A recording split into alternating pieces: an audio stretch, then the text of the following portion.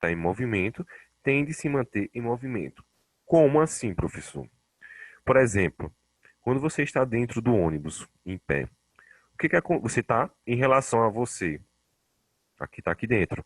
Em relação às pessoas que tá dentro do ônibus, você está em movimento ou você está parado? Em relação às pessoas dentro do ônibus, você está parado. Mas em relação a mim, que eu estou do lado de fora do ônibus, eu estou em movimento ou eu estou parado? Né? Estou em movimento. Tudo isso vai depender de um ponto de vista. Mas, voltando aqui um pouco sobre a inércia. Então, por que que quando nós estamos parados dentro do ônibus, né, em pé, o que que acontece se o motorista dá uma arrancada para frente? A tendência do corpo, né, que ele vai estar em movimento, ele está parado, é voltar ao seu ponto. Então perceba quando o motorista anda para frente, o nosso corpo tende a ir para trás. Por quê? Ele tende a permanecer no mesmo local, só que o ônibus está indo para frente, deslocando a sua base. Mas o seu corpo, a sua matéria, tende a permanecer nesse local. Beleza? Um pouco mais específico aqui, por exemplo, quando você freia, não é, bruscamente um carro, não é? Se você tiver sem cinto, vindo a 120 km por hora, não é? Se você der uma freada brusca e você tiver sem cinto, o que vai acontecer com o seu corpo? Né? Se você tiver sem cinto, né? Você vai voar pelo para-brisa, beleza? Você vai voar pelo carro, vai sair pela janela, não é? Por quê? O carro está em total movimento, está a 120 km por hora. O seu corpo também está em 120 km por hora, por mais que você não perceba, mas está. Quando você breca o carro, quando você freia, no caso aqui no exemplo da bicicleta, né? Você está parando o movimento do carro, mas você não está conseguindo parar o movimento do seu corpo, da massa, beleza? Então, a tendência dele é permanecer em movimento. Outro exemplo aqui de inércia, quando o carro está na curva, né? O que que acontece se você não diminuir a velocidade do carro? Ele tende a passar direto, ele tende a permanecer em movimento de linha reta. Por quê? Ele já desenvolveu toda a sua velocidade nesse sentido, então ele tende a permanecer em movimento, não é? Ou tende a permanecer em repouso. Beleza? Então, o conceito de inércia aqui básico é assim: quanto maior for a massa de um corpo, maior será a sua inércia. Apresentou a maior resistência de mudança do seu estado de repouso ou de movimento. Como assim? O que é mais fácil de eu conseguir empurrar? Uma bicicleta ou um ônibus? Lógico que uma bicicleta. Por quê? O ônibus tem o peso do ônibus, o do ônibus é muito maior. Dependendo do local onde esteja, tem o asfalto, tem um pneu, tudo isso vai influenciar. Então, quanto maior for a massa de um corpo, maior será a sua inércia. Então, maior será a sua resistência. Beleza? Outra propriedade geral é a massa. A massa ela pode ser dada em unidade de medida de quilograma, né, grama, miligrama, né? Então é a quantidade de matéria que forma um corpo. Então, na verdade, quando você sobe em cima de uma balança, você está medindo a sua massa, não é? Lá tem o nome peso, mas peso tem outra característica que vocês vão ver também, né, nos conceitos de física, que peso e massa são coisas totalmente diferentes, beleza? Então, quando a gente se retrata peso, a gente está botando em consideração a nossa gravidade, beleza? Então, a massa é o seu corpo. Você está subindo na balança, você está sabendo a sua massa. Ele dá em nome de peso porque ele já tem uma descompressão. Por exemplo, essa imagem aqui. O seu peso na Terra, né, é 78 quilos. A sua massa na Terra é 78 quilos. Mas na Lua ela é 13. Por que que o homem consegue flutuar na Lua? Porque a sua densidade diminui, não é? A gravidade faz com que tire essa quantidade de pressão em cima de você e você se torne mais leve, não é? Então, quando você consegue se pesar aqui, a balança já dá essa desconsideração, né, automaticamente, por conta da pressão atmosférica que exerce sobre nós. Beleza? Eu sei que é um pouco complicado de entender esses conceitos assim, né, via online, mas qualquer dúvida, né, pode rever os vídeos, como também pode me procurar, né, que eu tento explicar de outra maneira. Beleza? Então aqui nós temos um exemplo aqui, uma pequena charge, né, retirada do Google, né, de Garfield, onde está aqui. Você é muito gordo, né? Estou ouvindo, né? Quero que você perca peso, ouviu bem? Aí falou. Ei, onde você vai? Para um planeta cuja gravidade seja menor. Então o que é que ele está querendo dizer isso? O que ele está querendo dizer? Porque dependendo do planeta, a gravidade ser menor, logicamente o seu peso e a sua massa vai ser bem menor em determinados locais, né, em planetas. Então, a gravidade de Júpiter é um, a gravidade da Lua é outro, a gravidade da Terra é outro, né? Beleza?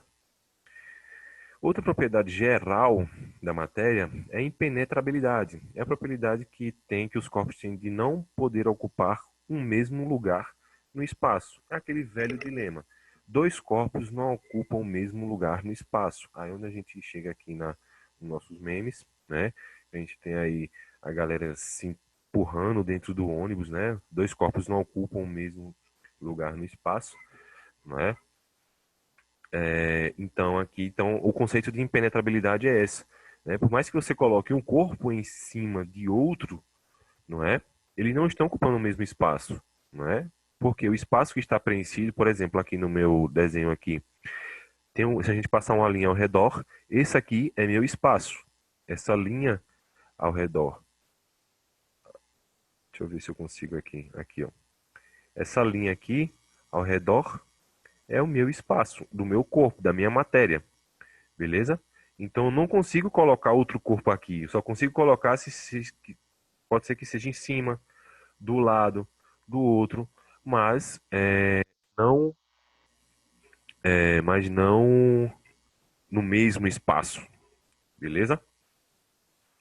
Outra propriedade geral da matéria é a compressibilidade. É a propriedade que faz com que de alterarem o seu volume, não é? Altera o seu volume quando submetido a determinada pressão.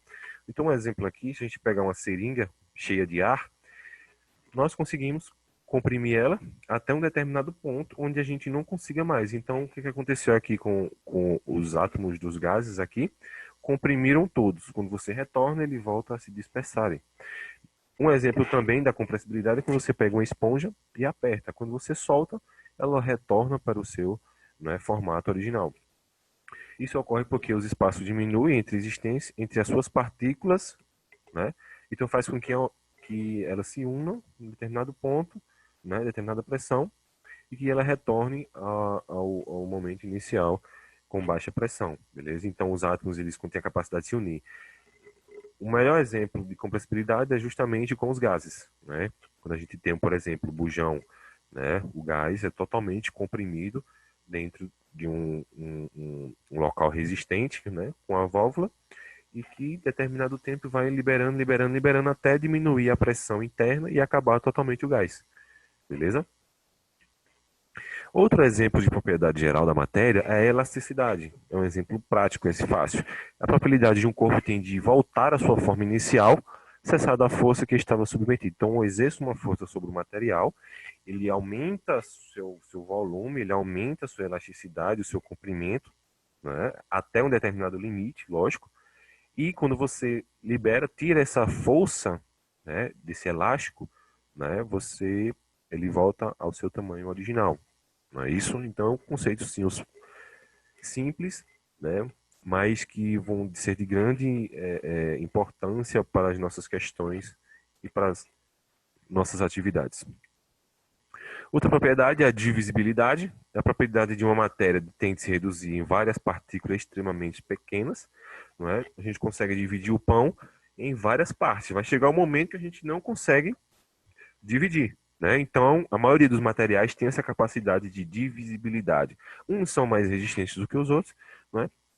Mas todos os materiais têm a capacidade de se dividir. Né? Pronto. Essa capacidade de divisão. A gente divide, divide, divide, mas vai chegar um momento que a gente não consegue dividir mais, que é onde a gente chega nos átomos, nas moléculas, beleza? E é onde a gente chega no conceito de indestrutibilidade, que é o quê? Onde a propriedade da matéria possui de não poder ser criada e nem destruída, apenas transformada. Por exemplo, quando você pega a madeira e você queima, essa madeira, ela não deixou de existir, mas se transformou em outro tipo de material, se transformou em energia, se transformou em outro tipo de molécula, beleza? Mas nunca se deixa de existir. Nós nunca deixamos de existir. Então, toda matéria, né, por mais que ela vão se degradando, se degradando, se degradando, se degradando, chega um momento que ela não consegue mais se dividir e ali se torna a sua parte molecular do meio ambiente, não é? Se torna adubo de planta, se torna gás, se torna qualquer outro tipo de material, mas nunca nada deixamos de existir. Você morre, nós morremos, mas nunca deixamos de existir, né? Então aí são conceitos que nós precisamos ter, né? Bem amplo. Nosso campo de visão, nós temos que começar a abrir nosso campo de visão em relação à física, em relação ao mundo e ao ambiente que estamos rodeados. Beleza? Então, com isso, né, concluímos aqui a primeira parte das propriedades da matéria e na próxima aula